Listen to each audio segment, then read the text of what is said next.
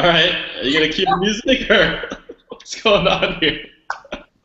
Okay, guys, welcome to the second of Exit the Donut. We actually have an official name now. We'll call it Exit the Donut Podcast, talking about everything, all superhero related. Obviously, today's installment is going to be very much talking about the new X-Men movie, Days of the Future Past, and then we'll also segue into a couple of other future movies. We got a lot of things we want to talk about for the new Batman vs. Superman movie. That has a title, also has a pretty good look for some people. And we'll talk about some of the new television shows that we're coming up in fall. So cue the music, Mike. I'm dying for this. All day. There we go. Maybe we should segue in with the music next time. So, I like it. Very, very nice, guys. All right, so first of all, again, my name is Richie. Welcome to Exit the Podcast. The other two joining us today is going to be Mike, and we also have Amy over here. And let's just go right into it. So the movie is called X-Men: Days of the Future Past. In it, I would basically... I don't want your future! Exactly. God almighty. It's exactly what it's like. Call it the uniting of all X-Men franchises. You know, it's based on the Uncanny X-Men issues numbers 141 and 142. And ironically, that one took place, their present time was actually 1980. So for them, it was actually going back maybe 10 years of that, maybe like 7 years. And the future to them was the year 2013. So it sounds like the X-Men actually succeeded because I don't see any Sentinels going around or anything like that. So in it, basically, the movie, Wolverine's mutant ability for healing allows him to have his mind, survive the long travel back through time to find Professor X and try to persuade him and Magneto to stop Mystique from killing Trask and hopefully prevent a terrible future. So, of course, in the end, Wolverine is the only one who retains his memory, and everyone is back in this one. So let's go ahead and start with Amy this time. Amy, why don't you give me some overall impressions of the movie from your view? Just overall, nothing too detailed yet. I mean, I thought it was a fun movie. There was a lot of good humor in it. There were a few small continuity issues that I had with it, not from the comic side because I don't know the backstory, but just from the movies and stuff like that. Things that were that weren't explained that I would have liked a little bit, but overall I thought it was really good. I thought the plot moved along really well, and they did a good job with some of the things that I was worried about. So. All right, Mike. Yeah, really liked it. Yeah, I thought it was good. It was very entertaining. I was surprised, I think, by how much of the previews of the future was from the very beginning of the movie. I thought it was entertaining. I agree with Amy. The continuity was probably pretty good overall, but it was trying to tie so much together that there were some pretty big holes. I thought. I thought the past stuff, the 1973 stuff, was really well done. The future stuff I thought was more of like a bookend to the story than the core part of the story. I understand why it was there and it made sense and all of that, but you know, it just wasn't as well fleshed out, I didn't think. It was fun. It was good. I thought everybody, for the most part, performed well. Yeah, it was entertaining. Yeah, you know, we'll definitely kind of talk about that. And Mike, you know, continuity is actually going to be a big thing, especially when we talk about these franchises and what, you know, when you have like the two other studios, Fox and Sony, trying to keep their relative franchises, you know, what can you do to kind of keep the story interesting? Because they have quite a bit of stuff to kind of wrap up. And then, you know, so the continuity, I think, is a huge element, especially when it comes to comic book types of movies. And then, you know, the original comic actually does do what the movie does, where it actually kind of goes back, kind of like has like these nice little headers that tell you like when you're back in 1980 and when you're back into 2013. So that's kind of following and faithful. So, you know, overall, I would say that it's probably the best out of all the X-Men movies. But again, for me, it's a love-hate relationship when it comes to the X-Men movies because, you know, X-Men was like the first comic I ever got into. I was at that point where Jim Lee, as an artist, was really, really coming into his own X-Men. The X-Men were so huge, they actually had to split into two comics. You had Uncanny X-Men, led by Storm's team, and had a Colossus and Archangel and other people. And then you had the X-Men Blue team, which had Cyclops and Gambit and Wolverine, obviously all from our A-list. So it was actually kind of cool to see them trying to kind of fuse everyone together. So I felt, we'll kind of talk about like issues, but we'll kind of like go into, we'll try and follow at least the original formula. So Mike, let's go ahead and talk about star power in this movie. So I've said probably more than anything, if Spider-Man relies more on the acting, then this movie relies more on star power.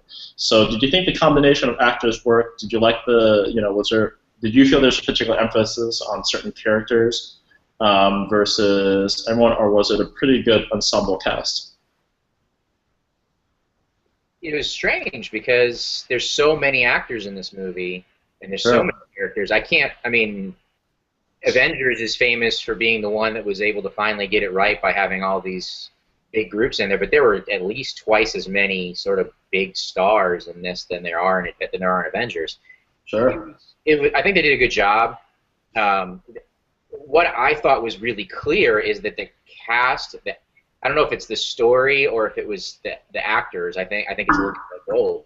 For the 1973 cast, that X-Men First Class cast, they're just better. They're just better actors.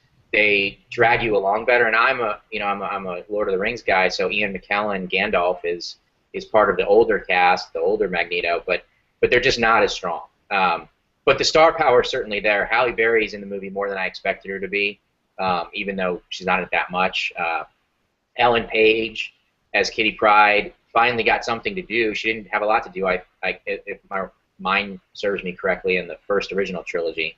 And she had, of the future people, she had the most to do. And then you've got Hugh Jackman, who's a huge, enormous star. Michael Fassbender, I think, is becoming as big a star as there is. Obviously Jennifer Lawrence, with the Hunger Games and now this, have two pretty huge franchises. So you have a lot of personality that, as you pointed out, doesn't really exist in the Spider-Man world. Andrew Garfield it's probably a stretch to call him a movie star. And Emma Stone, I think, is becoming one, but she wasn't certainly when she got the part. In the Marvel universe, Samuel L. Jackson is a pretty big star, but really none of the other heads of the main six Avengers had real significant star power coming into it. Robert Downey Jr. maybe to some extent, but but because of the first Iron Man. Mostly because of Iron Man. Whereas with the X-Men, with the exception of Hugh Jackman, who really made his career with Wolverine, sure, most people are known more for the stuff outside. I mean, certainly Patrick Stewart is a pretty huge movie star. He's like, about as big as they come. And I think it works in this case. It's nice to see your favorite nerd movie star people all together in this stuff. They did the costumes nicely. I thought in both cases they didn't overdo it, but there was some costuming, but you still see the star themselves, and it worked for me. It was a nice balance. It is very different, as you point out, though, than how Marvel does things. Marvel casts Chris Hemsworth, who's no one ever has heard of, as Thor. That doesn't happen in these movies. With the exception maybe of Beast in the older cast, everybody. James McAvoy is not a huge star, but he's pretty big compared to maybe where Chris Hemsworth was when he got Thor. Oh yeah, I'll definitely give that to you. I think that maybe the X-Men movies, they probably should have gone in the opposite direction, and to a degree they tried to do that. I'll kind of go into that a little bit. Amy, I noticed that you put a post on, and you actually did one of the really, really smart things, which was actually go back and watch some of the previous X-Men movies. Did you start with just First Class, or did you start off with all of them? No, I am currently house sitting, so I have them all. I've seen them all. They were showing X-Men the third one, and they showed First Class. So those are the only two I caught. But I've seen X2 probably more than any of them because that was always my favorite. Sure. And like I said, that 3 is where I had the biggest continuity issues anyways, because the whole Patrick Stewart thing, Professor must be dead, how do they reconcile that and bring him back? And I had never seen the post-credit, evidently. I found out now there's a post-credit where, his consciousness is put into a guy that's in a coma or something like that. In the post, right. Evidently, which I had never seen. Wait. There's a post-credit scene for X-Men: The Last Stand? Yeah. Yes, You I didn't just see found it? out about this last night while you were. Yeah, I didn't do that. Yeah, we're. I haven't seen it, but I just read about it. And Yeah, it's a pretty silly scene. For those who haven't seen it before, it's not that big of a spoiler. At the end of X-Men: The Last Stand, you see the character of Moira McTaggart, which is actually one of the big loves of Professor X's, and you kind of see her, and you don't really see the body, but you hear Patrick Stewart's voice, and all of a sudden, she kind of looks kind of panned off the camera and goes, "Charles?" Like it's so obvious that it's him. So, Mike, I'm surprised that you missed that. But let's go ahead. So, X-Men First Class was one you finished. So, and I want to hear your opinion about this. So, Amy, tell me, why does it work so much with Michael Fassbender and James McAvoy? I think kind of like what Mike said. I think the dynamics of the two is so much better. They play off each other so well. I mean, Matt is great. I've seen him in other things, and I think he's phenomenal. Fassbender, I haven't seen as much, except for in this, and then now 12 Years a Slave. But again, world class. They're just amazing. Their dynamics, and I think that even though you have Ian McKellen and Patrick Stewart, who are great actors as well, there's not that passion in them as older men. I don't feel that passion that they do, and I get also that they're younger and they were much more in tune with what they believed at the time, and so there's a reason they're much more emotional. But I love their characters and the portrayal of them, and I just like I like that group as well better. I'm not I don't know, Mystique for me though was a little flat in this one. I don't know why, but I didn't think that I don't know. I wasn't real sold on her, and I know I think this is her. Is this her last one, or she's got one more? Jennifer Lawrence or the character? Jennifer, the portrayal. Yeah. I mean, I thought that the effects were great. When she was kicking ass, that was great. She looked great in the costume, but her acting for me in this was not. And I love her in Catching Fire and Hunger Games. I thought she was much better in those. For me, but I love Quicksilver. I thought he was great in this. He was probably my favorite actual portrayal. So what a welcomed. To me, it really is a diversion in the middle of this pretty tense moment. Do they go to this juxtaposed little thing, especially with the music piece that they played? Oh my God, it was great. That was probably my favorite part of the whole movie. My theater just started snickering and laughing as soon as that music they got on. It kind of told, it's sometimes hard to kind of gauge these movies. What's your ultimate goal? Mike was just talking about, the star power, and it's so ironic that you see all these really, really unknowns. But my goodness, is it the writing? Is it the combination of the actors? Is it the directors that makes Marvel so much more appealing, because X-Men, really should have started out, again, it's an ensemble piece, and you could have kind of split to kind of find out each character is actually, the movie X-Men Origins with Wolverine, there's supposed to be a couple more spin-offs. One was actually supposed to be about Magneto. Michael Fassbender, I don't think people realize his range of acting. I went through his IMDb. I forgot that he was in the movie 300. Yes. Playing one of and then you see, so you kind of see how great his acting is. He was in Prometheus. Obviously, I thought that he, I don't know if I didn't think maybe the casting of Ian McKellen was such a great idea for Magneto.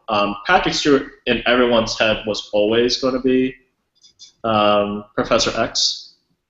It's bald guy, who just has that right voice. I think we've always known Eric Lensher maybe to be slightly younger than Professor X, and it kind of shows. But I thought the acting was superb. Comparing it to Spider-Man, if you had a relationship between two people, I think James McAvoy and Michael Fassbender did a really, really good job conveying their history together, more than Patrick and Ian did, especially in that scene in the airplane. That was great. Yeah. Which kind of brings the chess table. That's a very, very, that's a very I think, significant thing that kind of talks about chess is a perfect metaphor for their relationship. Yeah. You know, it's supposed to be, you know, mutually respected, but the point is that you want to beat the other person, and it's calculating. And so and then the raw emotions that kind of came in. So, you know, I thought the cast was really, really good.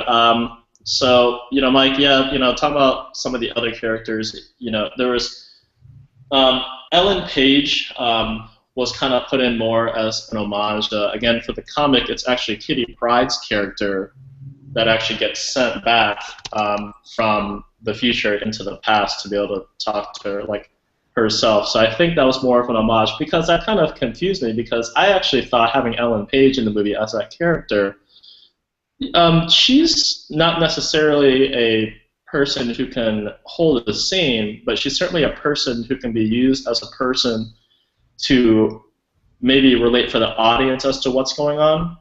I think Ellen Page has enough of that, you know, command in like her scene to kind of be like innocent and like, oh, what's going on, if she's going into her younger self. Halle Berry, there are a couple of actors who are unused. Halle Berry for like 2 seconds. Poor Colossus again has like one line. I know why Colossus is in it. You know, he says like his one line and then he just gets torn up like you wouldn't believe.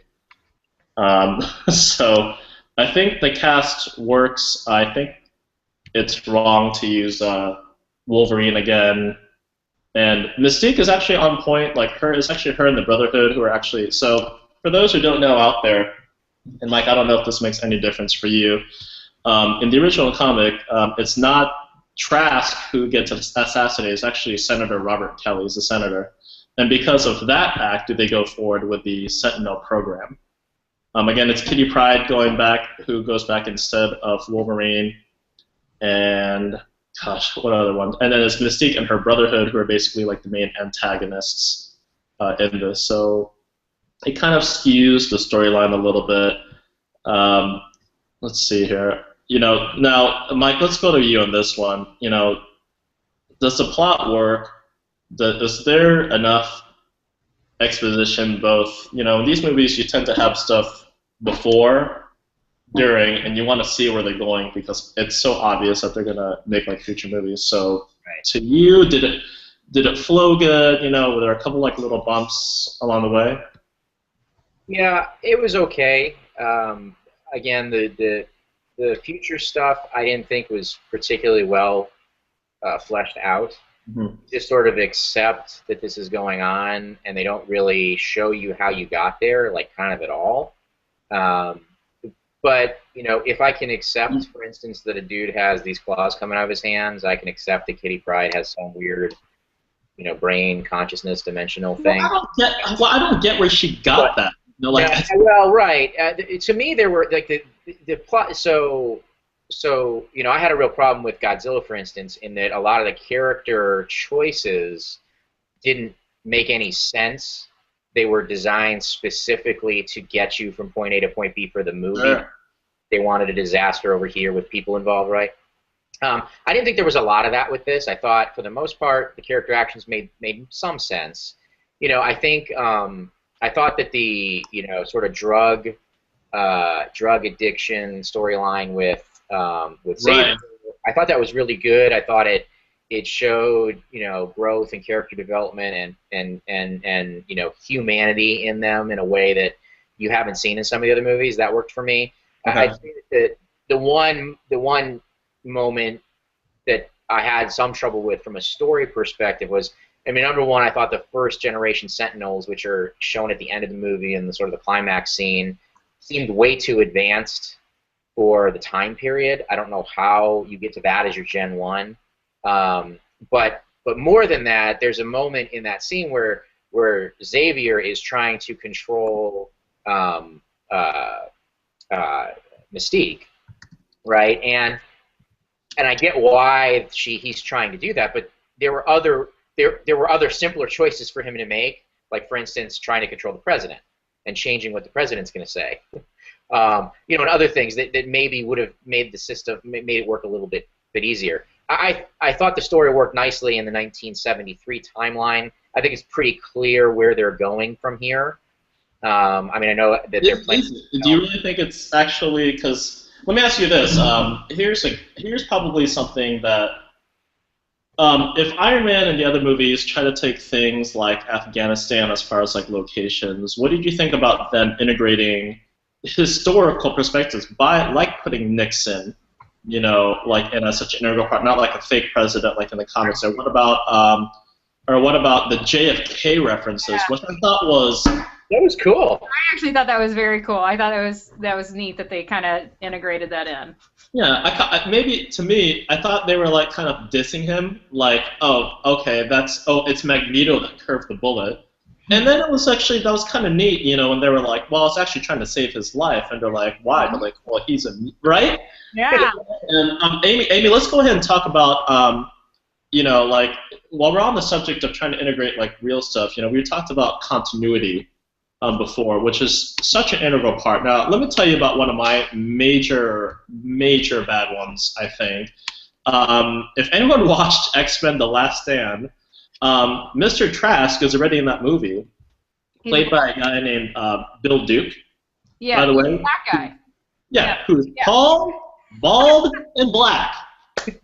In this movie, I got short, white boy with a shaggy hair and a big old mustache. All right, and that's what I mean by star power. I mean, my God, I go, obviously, I'm waiting for him to basically, like, after he like sends like the Sentinels, I'm waiting for him to be like, the Lannisters send their, like something like kind of like, along those lines. I felt that Peter Dinklage is absolutely wasted in this movie, because the character of Trask, if he died in the 1970s, well then who the hell went originally to get them to the future? Well then who went on with the program? Right. Like who was the genius behind it all, who kept these Sentinels? And Mike, that's something to talk about too. It's like these Sentinels were way advanced, but where's the in between? You went from those ones with the Gatling guns, and then the future like shape-shifting ones. You're telling me that nowhere in between any of the first, second, third, movies with the Wolverines, they couldn't have thrown in a Sentinel somewhere, at least to get them. Like all of a sudden, like Sentinel's such a big issue. Yeah. You don't hear from them, and all of a sudden, like in the future, they're the most terrible thing on the planet. Like, where were they? And then the other.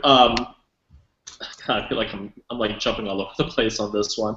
And then even for the character of Trask, originally it's supposed to be Senator Kelly, but we really don't know what Trask's, his motivation for why he even wants to even do this in the program. And in the comics, his dad and his kids are actually mutants. And I thought that would have been fantastic. Sure, I'll suspend the whole entire, hey, you shrunk, you turned white, and you had hair now. I'll go ahead and take like that one. But that's a huge one. Can you guys comment on those continuities, or were there any other things that bothered you at all? Yeah. So, Amy, go first, please. The only other one that I've and I didn't really pick up too much on it until I kind of started reading into it, and then I'm like, well, that makes a lot of sense. Like in the original trilogy, Mystique and Magneto have a very close relationship, and they're, it's the two of them, against Professor X, and there's no mention of their history.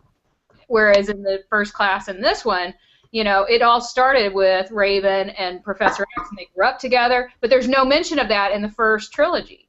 Absolutely. So that's another thing for me. Now, I really like the dynamic of the triangle of those three actors, so I'm okay with that story arc, but it makes you wonder, well, why wasn't there ever anything there? Especially as much as he's torn up by losing Mystique.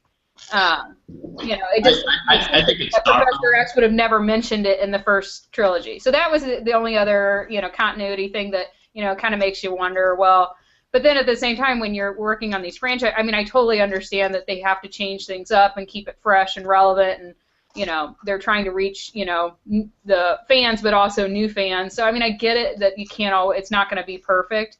But that was probably the only other one that that stood out for me.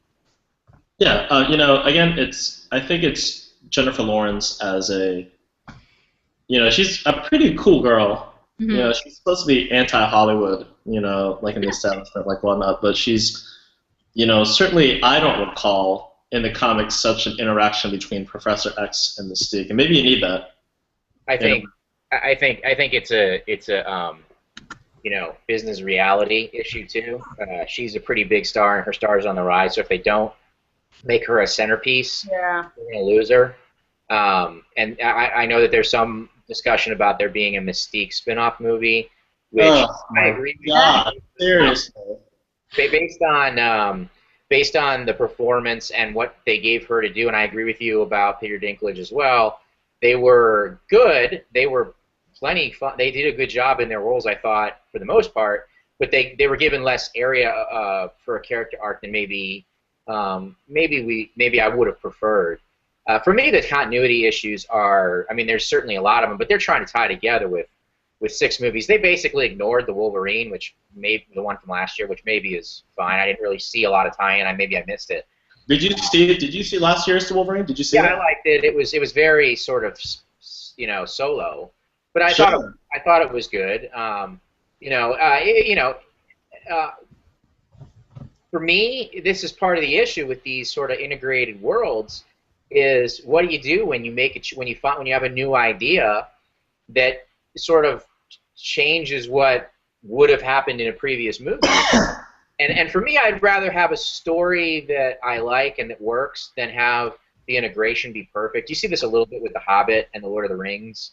There's a little bit of discontinuity. There's some, Gandalf doesn't trust Saruman so much, and that doesn't make a lot of sense based on where the first, Fellowship of the Ring starts. And so I'm fine with that, but I agree that there was quite a bit of it. Certainly, if I didn't realize that Professor X was alive, like the vast majority of moviegoers are not, because I'm more in tune than most, although not certainly as tuned as some. And there were some other continuity issues that I, didn't understand. Any at the top of your head? Well, like for instance, he loses his adamantium claws at the end of the Wolverine, the one from last year. But when he's laying on the No. Yes. He doesn't lose the adamantium.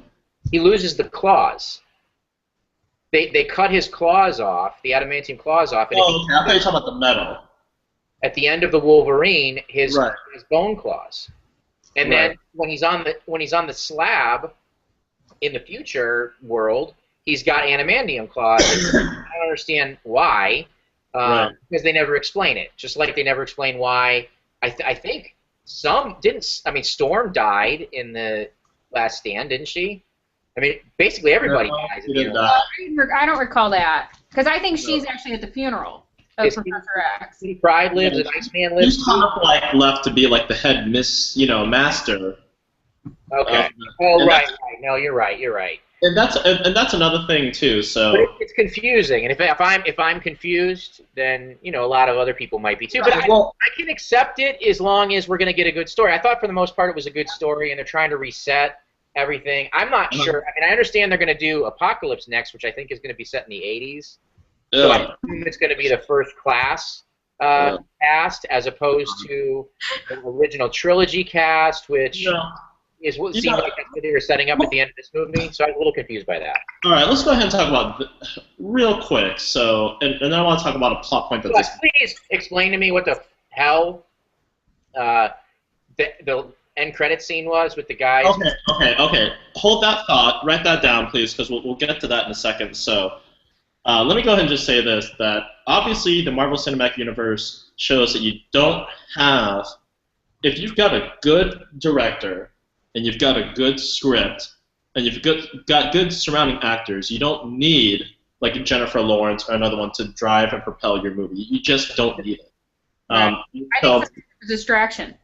Absolutely. If anything, with Chris Evans, I was so upset when I saw him as how is Johnny Storm gonna work as Captain America, but he's enough. He's got not enough star power, but man, I'm really immersed in his ability to be Captain America, and I can really kind of follow along. So that's my comment about that.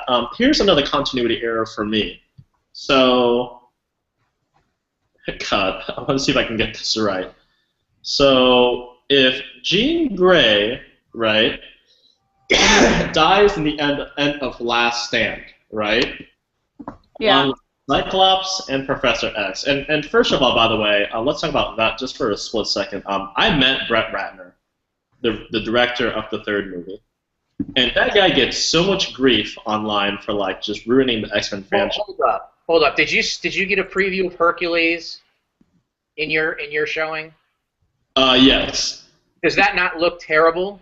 I think it's about putting a star. Yeah. But that's Brett Ratner too. Hey, I didn't sit there and say that he was an awesome, the guy, for what he's just given, just does. I mean, look, to me, Brett Ratner is Rush Hour. Okay? Yeah.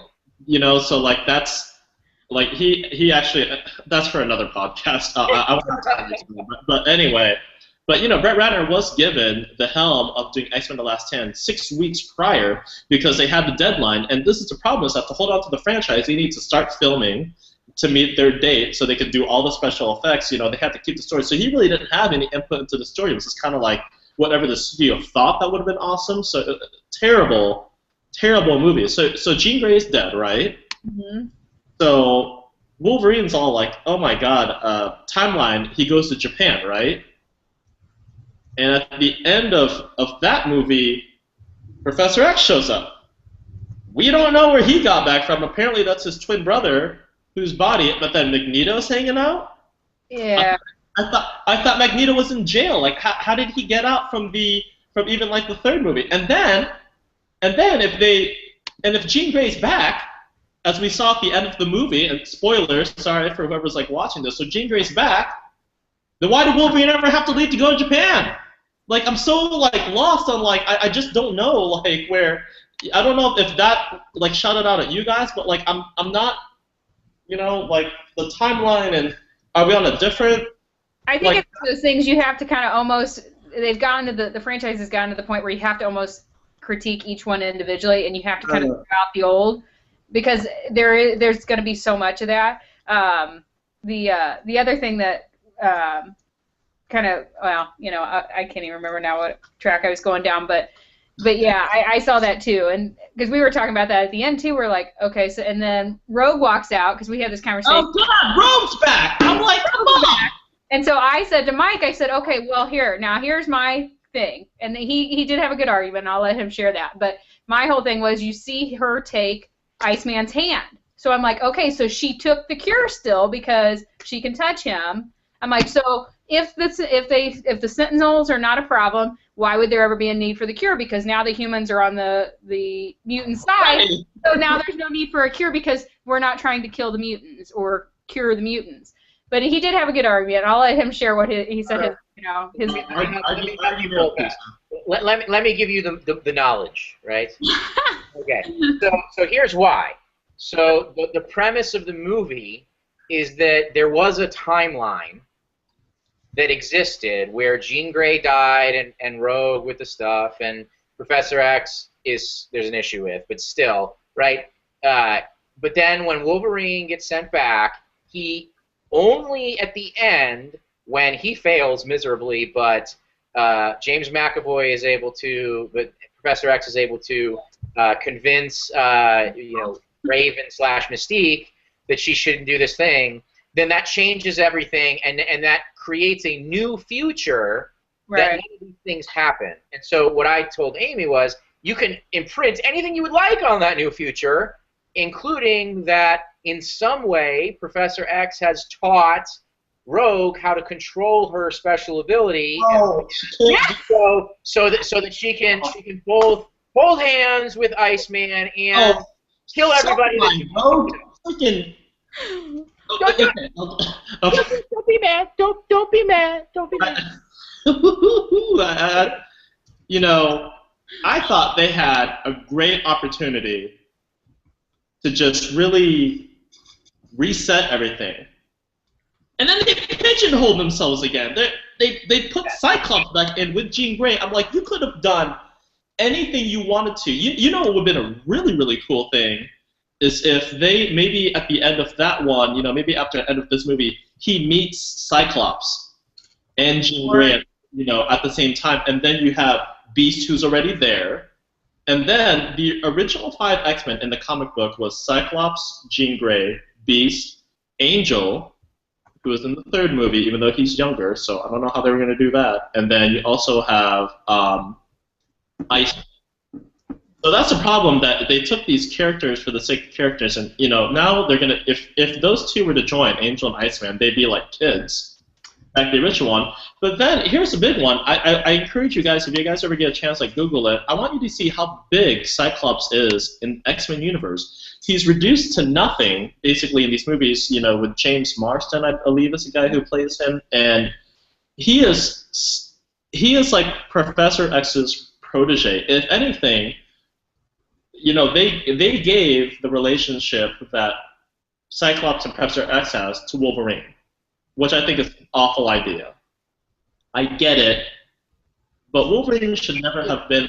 Well, but it goes back to what you're talking about the star power. They have a superstar in Hugh Jackman. But only because of the first one. With his role, that's what they're going to build everything around. I totally agree with you. I don't know the comics anywhere near as well as you do, and I don't know X-Men that well at all because it's not one of my son's favorite ones to read. But there are tons of really interesting mutants that they could do interesting things with, and they could create interesting dynamics and plots. But it seems like it's always the humans versus the X-Men, and I don't know if that's the way it always is in the comics. But they can do more interesting stories, and they have not to this point done that at all. Yeah, certainly there is a lot of potential, but again, I think they just pigeonholed themselves. So, all right, guys, let's go ahead and talk about that post-credit scene. So, pyramids. Oh God, Hidden Suba. So, Amy, I tend to think of you more as like the, coming into this stuff like kind of fresh. Did you get it? Did you anything that was, or did you not get it, or? Like, what did it tell you? Like, just your thoughts alone, like before, like not knowing anything. Like, what'd you think? I'm completely blanking on what was the post credit. It's the guy putting together evidently the hood, and he's putting together the pyramid. Right. And he's putting the pyramid. Oh, okay. And then in the background, you see what? Once they kind of angle the shot. Like, if he's going if this is him. Then the camera kind of pans this way. Right. You see, like these things like in the background, like right over here. Did you see that? Oh no. Yeah, okay. There's 4 horsemen, right? Correct. Oh, so it's the 4 horsemen of the apocalypse. Right. Right. So a play on words, right? It's the apocalypse, and here's the 4 horsemen. So, Mike, you said you can explain that just a little bit. Well, I don't know anything about any of this. I know that they're working on a movie called X-Men Apocalypse. Right. So a lot of people thought that. I guess it's based on some really famous and well-done comic book series. But again, as you say, they kind of bastardize the stories anyway. It's kind of so. Apocalypse is actually the name of a character. Okay. Yeah. So it's kind of like it's kind of funny because a lot of people when they were leaving my movie were kind of like, oh, now they're gonna go really, really back far in time to like Egyptian times. Like that's where everyone's like, oh, that's awesome that they're gonna do that. I'm like, no. I'm like, you guys have you're an idiot. The name of the character is En Sabah Noor. That's actually the chant that they were saying. And Apocalypse is basically like this mutant who is I think if I'm reading the history correctly, I think he is the first mutant. Like he's basically like he can't die, like he's immortal, but he has to rest for like certain periods of time. But he is probably one of the X-Men's probably biggest foes. So we don't really know what the extent of his power is, but he can basically control like anything on a molecule level or anything like that, whether it's his body or whether it's like other objects, obviously like the pyramid coming together. And the 4 horsemen are actually mutants, and it's supposed to be war, pestilence, famine, and then death. I mean, that sounds like a good formula for fun. And death actually is supposed to be the character of Angel, who was poorly used in The Last Stand. Cool that they put him in here. Terrible that he spent the entire movie flying back between coasts. But he actually gets his wings like kind of like horrifically destroyed, and Apocalypse basically gives him back like metal versions of his wings, and he becomes a character of Archangel. So that's where the end of the movie was, and I think that was really more for. I wish they would have done a little bit more. The X-Men and the Spider ones tend to leave you more confused than the Marvel ones do. I think there's clearly a state where Marvel's going with every single one of their end stuff. It's pretty good. I think so. Any questions about that, guys? Before we move on to the next one, so we're gonna kind of wrap this up here real quick. So I have a question for both of you. Yeah. Well, because one of the things that I liked last night watching it was that they introduced some new mutants that I hadn't seen before. Yeah. So, is there a mutant that you saw that you would like? Which one would you like to see brought back that maybe hadn't been? Because I really like Blink. I had to look up her name because I didn't know the one who was able to create the portals basically, and you could warp through into a different space.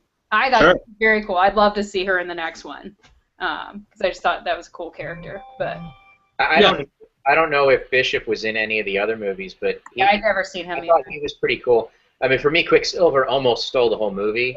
Yes. Absolutely. But he was in another one before too. So I don't know if he was in any other ones, but the interpretation of how they used him was so perfect in every way, and it was such a great moment. That whole sequence with him, I want more. Yeah, he was in First Class, but he did not have a big role. Correct.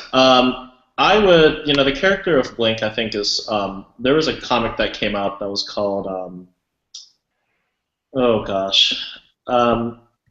Blink originally was actually kind of saved in the comic. She was kind of like a one-off character, but her mutant power was very, very interesting. And I forgot what the name of the comic series was, but she had a great one where it would basically be like 6 mutants basically pulled out of time. I think they were all about to die or whatever. So they're basically like 6 slots. And every single time that they do something on one world, it's almost like a quantum leap, right? To set the things good. Once they do something on one planet, they teleport through Blink's powers to another world, and either they're all there, or one of the characters gets taken out, and basically another character from any other continuity gets replaced by them. So I think that character is absolutely fantastic. I don't know if I would see any of the other characters come back. I would like to see a bunch of roles maybe recast. I think you could recast Kitty Pryde, Colossus, Jean Grey, Cyclops to a certain degree. Jean Grey is way too old in my head now, even though I think Famke Johnson. Whenever I see her, I think Onatopp from and I'm like, please squeeze me between your legs because you're so hot. Or can you and your daughter stop being kidnapped by Albanians in Taken? Please, the entire way. So, but this will kind of segue into the other ones. I think they could make, Rogue. And here's a problem is that because the X-Men is Fox and Marvel Universe is whatever, so Quicksilver is going to be in both franchises. Do you guys both know that? Yes. Okay, so in the Age of Ultron, whatever that is, they can't call him a mutant because Fox owns that right. Right. So, but he will be Pietro Maximoff or something like that. But they're miracles. That's what Thomas Clinchman says as whatever Baron von whatever he is we're the miracles. Right. Which it's so sad because if you can have Quicksilver, then why can't you have Wolverine? Because Wolverine is kind of like the Marvel whore. He's kind of been in every single franchise, ever. So I would like to see some recasting, and then of course let's go ahead and segue into the next one. We'll kind of wrap up. We'll wrap up Days of the Future Past at the end of this whole entire thing, but I want to see Gambit here. So let's go ahead and talk about that for a second. So, Amy, let's get the female's perspective from this. What do you think about Channing Tatum? He was in that movie Magic Mike, which is based on my biography. Yeah, which I didn't see. Yeah, you didn't see Magic Mike? Oh yeah. So I don't know if I told you, but I used to whore it up in Ebor by stripping for like ladies. I'm like, I'm just but what do you think about that casting? Like, do you know much about the character at all? I don't know a lot. Mike has told me it was your favorite character, so I'm excited that he gets some FaceTime in the upcoming one. Uh, if you'd asked me a year ago, would I have seen him? And I would have said no. But there was a movie that came out last year that he was in, and most people don't. It's not. It doesn't even show up on most of his like I don't know, whatever you call it, filmography or whatever, because it was a very small role, but it was in This Is the End, I think, or at World's End. Which No, it was This Is the End, yes. And he plays like the dominatrix, and he's there like in the, he's got the mask on, and he's like down in like it was just great. And I'm like, I have a whole new appreciation for him that he would do that. Because I thought it was great. So I'm willing to watch anything he's in now. Give it a try. Because of that 2-minute segue that he did. All right, Mike, what do you know about Gambit, and what do you think about the casting? So my experience with Gambit is from 20 years ago when we were kids and you were showing me your comics and I didn't know what the hell was going on. And the Taylor Kitsch version from X-Men Origins, which I know you hated. But I really thought that the character looked really cool, just so completely underused. Maybe not as criminally underused as Ryan Reynolds' Deadpool was in that movie, because I do know something about Deadpool. But I think every single movie. The character looks like a very rich, platform for very interesting movies. I assume they're going to do some kind of heist, something or other with him.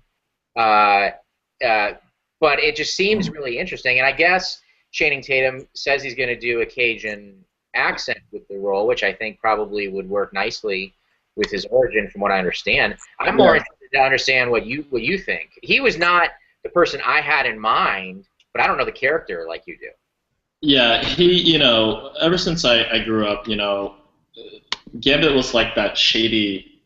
You didn't know why you hated him, or like maybe you love to hate him or hate to love him, like all these other things. But he was certainly like the womanizer group, and in some ways, Rogue, it's like that Southern girl, as well. And obviously she can't touch it, but she's so there's such a potential dynamic between those two characters. A lot of people were talking about doing Channing Tatum versus Tim Olafante, and I thought Tim Olafante would have done a great job. He certainly has an accent. Problem is that he's too old. The character of Gambit has been able to actually, he would obviously get defeated by Wolverine, I think, in the end, but he can pretty much give Wolverine like a good fight. Like, he's on that level. There's nothing super about the guy. It's just basically like the lessons that he's kind of picked up. His power is to basically take like any object, and here's what their explanation is basically charge the kinetic energy inside the card, so like if you throw it and it hits like something, it'll basically explode. So almost like you can charge like the molecule. So I think the way that's supposed to introduce him is that you have Age of Apocalypse or Apocalypse whatever, and then afterwards he'll get his standalone movie. And that kind of brings me into the next subject is, I like the idea of bringing these comic characters and trying different genres with them. So I think a thief one would work really, really well. So, Amy, what did you like as far as X-Men First Class taking place in the 1960s, and then this one kind of taking place in the 70s? More as like period pieces. Like, did you feel that you weren't watching comic movies because they were trying to emphasize the time period so much, like a different genre? Did that work out for you, or? It didn't bother me. Didn't bother you, okay? Yeah. It's because I think it's a hard dynamic. Like my Captain America was certainly more of an espionage like kind of thing. I think like overall movies maybe shouldn't be afraid to branch out to be a different type of movies. Like, they don't have to be superhero movies, with like a classic with villain, like whatever, and have like in the end. So anyway, but like, I think the character has a lot of potential if they don't mess him up. Let's go through this real quick. Let's take all the 7 X-Men movies and let's talk about the one character that they actually just was totally underused. So let's start off with the first X-Men that came back in the day. I'm going to go ahead and say Sabretooth because that's Wolverine's mortal enemy, and he basically came off like a grunting person. Does anyone remember much about the first movie or no? I don't remember. Gosh dang it. Mike, do you remember the first movie? Do you remember the character underutilized in that one? I've always. What's going on with it? You guys hear an echo? Yeah. No. You just had good. It's awesome. Project your voice. How about now? I'm fine. I heard you say, how about? Yep. Okay, so. Mike, how are we doing on time, by the way? Where are we at right now? We're ready. Could you repeat that one more time? What? Mike, where are we for time? We've got about an hour. Or we've been in for about an hour. Okay. Jesus. So bad. All right, keep going. All right, Mike, stop messing with audio settings before podcast. I'm trying to figure out why I'm getting an artifact. An artifact? Yeah, the radio. Dr. Jones! Speaking back, and it hasn't happened until just now. Oh. Well, I'm gonna keep talking about something comic related, so people, so this doesn't come into our other podcast, audio and visual hour with Amy, Mike, and Richie. We won't segue into that one like quite yet. So let's go ahead. Again, I encourage everyone to go watch the movie. Great for what it is. Overall, I'm gonna go ahead and say that I gave it if you give it like a 5, whatever, I actually gave it a 3.5. I think there was a lot of potential that they got wrong, though the movie was really, really awesome as a standalone movie. The continuities and underutilizing of characters was just kind of made it like ho-hum. I mean, there are great sequences, and I get why the things that they did, but overall, I think you should definitely go see it, for the sake of seeing like an X-Men movie. But for those who are diehard comic book fans, I don't know if you necessarily agree with some of the liberties that they took. So, how about you, Mike? I gave it a 4. I enjoyed it. I thought it was good. It worked really well for me. And I think people should go see it. I think they'll enjoy it. We went in 3D. I don't know if you did. You could ask Amy a few things.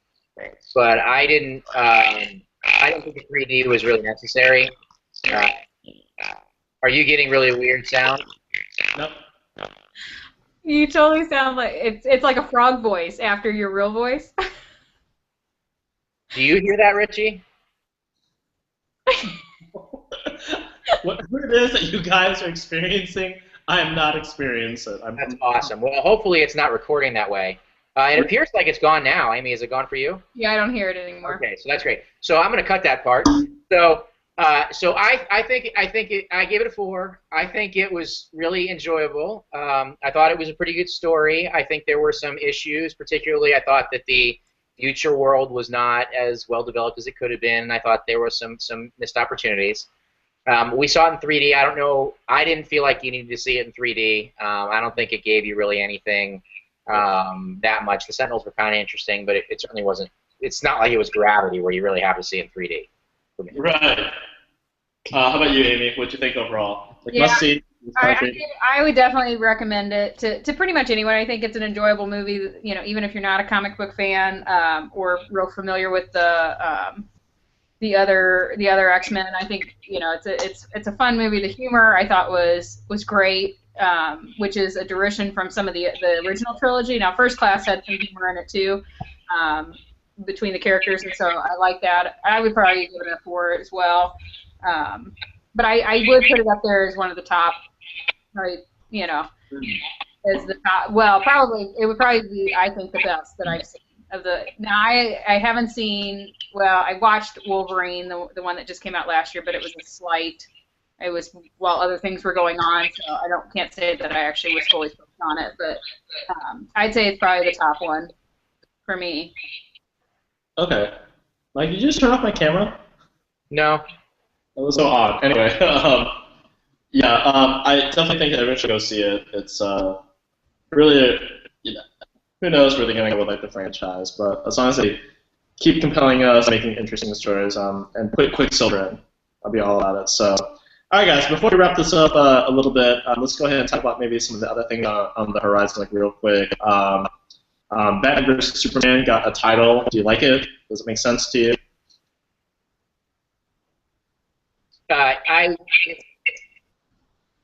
weird. It's a weird title. I don't understand it. I don't know why it's like that. It doesn't make any sense to me. I understand they're trying to, talk about the Justice League movie, which is obviously coming next. But I thought it was supposed to be Man of Steel 2. I understood the Batman versus Superman thing, but I feel like I don't trust them because I didn't think Man of Steel's story was that great. I think they're going to mess it up big time. We'll see. It feels like they're going to do everything that was wrong with Spider-Man 2 and Iron Man 2. I think that's going to be like the majority of this movie. That's what I feel like we're going to get. So hopefully I'll be pleasantly surprised. How about you, Amy? Did you get a chance to see like the new suit online and everything? Like, what do you think about the look of like where they're trying to go? I did see a couple pictures that went up with the Batmobile in the background and him in the foreground, and I didn't really focus, but I've never really focused on the suit because they all look. Batman's always been a little cheesy for me, so the suits have always been a little over the top. But I don't know. To me, that's not something I really focus on. But I'm not super excited about it. I'm not a huge Batman fan, anyways. I thought that the Nolan Batmans were great, and so I'll definitely see it. But the original Batmans, I was never really a big fan of storyline. So, but I did like the Man of Steel. Same thing for Superman. Superman's never been one of the ones that I thought was entertaining. I always thought it was just over the top and just cheesy, and I'm never a big fan. But I did like Man of Steel, so I'll definitely see it. But I don't have real high hopes for it. I think I feel bad for the city of Metropolis in the movie. I mean, they didn't just they really fucked up that city like a lot. Like that's a lot of damage. That's yeah, I didn't think it was pointy, as they say.